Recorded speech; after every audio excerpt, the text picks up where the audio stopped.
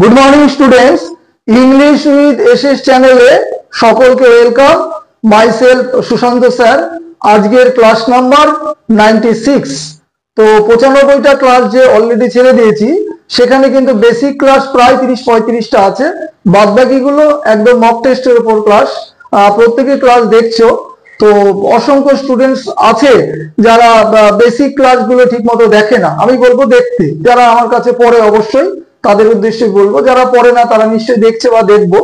তো তাদের রিকোয়েস্টে ওয়ান ওয়ার্ডের সেকেন্ড ক্লাসটা সাজিয়েছি। টপিকটা দেখো, killing or death.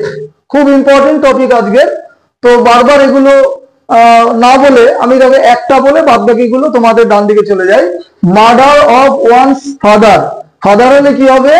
প্যাট্রিসাইড, mother matricide, brother fratricide, FRATRI, side common, sister sororicide, wife uxoricide বা uxoricide, parents প্যারিসাইড।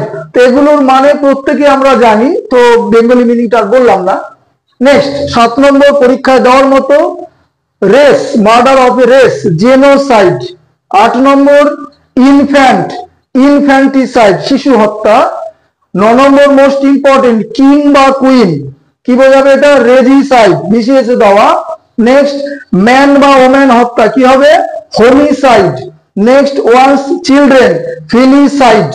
Next very very important, 12, 13, 14, 15 words inscribe on the grave. কবরের ওপর যে ওয়ার্ড বা শব্দ লেখা হয় তো তাকে কি বলে? এপিটাফ। কবরের ওপর লিখিত লিপি বা word, epitaph. 13, a place where dead bodies are kept for postmortem। পোস্টমর্টেমের জন্য যেখানে ডেড বডিজ রাখা হয় তাকে বলে মর্চুয়ারি, উচ্চারণটা মর্চুয়ারি।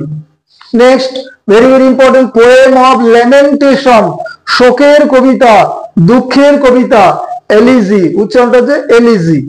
নেক্সট গ্রেভিয়ার্ড, কবরখানা বা কবরস্থান যাই বলি, হয় ডেড বডিজ আর বেরিড, উচ্চারণটা বেরিড হয়, বারিড হয়, যেখানে মৃতদেহ পোতা হয় বা মাটিতে পুঁতে ফেলা হয় তাকে বলে সেমিট্রি। সিমেটারি নয়, সেমিট্রি। এই হচ্ছে 15টা ইম্পর্টেন্ট ওয়ান ওয়ার্ড। প্রত্যেকেই বিভিন্ন বই থেকে পড়েছো বা পড়ছো, তো আমি এখানে তোমাদের ভালোর জন্য 15টা সাজিয়ে দিলাম, যাতে তাড়াতাড়ি করে মুখস্থ করে নিতে পারো। সেপ্টেম্বরের 30 তারিখে সবাই জানো যে MTS শুরু, নভেম্বরের 16-17-তে প্রত্যেকেই জানো যে PSC ক্লার্কশিপ আছে, পরবর্তীতে BCS আছে। তো ক্লাস শেষ করলাম। Have a good day.